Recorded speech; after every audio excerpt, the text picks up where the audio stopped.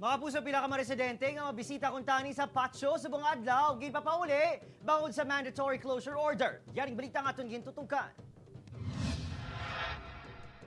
Madamo sa mga nasitaan ng Talisay City Police bangod sa pagpamilit nga magsulod sa Pacho apisar sa ginapatuman nga closure. Ang rason sa iban sunod sa kaplisan, wala sila sa ideya nga pasereduhan ng mga Pacho sa buwas. May nagabisita pag diri po, that's why ganing kakakibot sila nga close ang sementeryo. Singko lang tawan nyo sa social media ta kaysa ang aton nga gobernador ta nag-post na sa nga close kita until until 2 pa.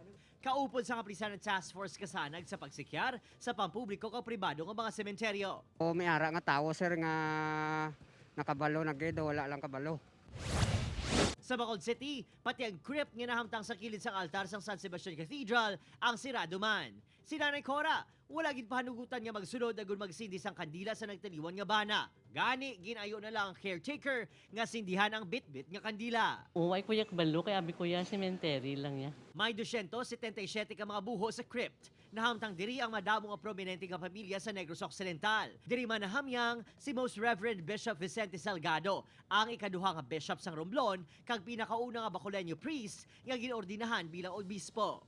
Sa una, ang cremation, to be honest lang, ang maka-afford mo lang yang may mga ara-ara, may dawa-dawa sa pagpangabuhi.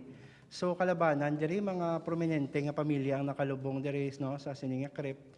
Kag ang iba ni may mga bakante pa ni, pero ginapanagiyahan naman sa mga pamilya. Ari sa dalom gid sang sakriste, lapit gid sa altar na sa kilid. Isa kami sang ginpatigayon sa lugar kay inas ang aga.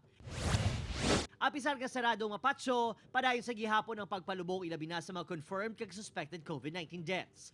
Kangay sa Sipari City, tato ka suspected COVID-19 patients ang inubong sa COVID cemetery sa Barangay Kahagan kahapon matapos sa patay sang Sabado. Upod, Kirinal Casillo, Adrian Prietos, 1 Western Visayas.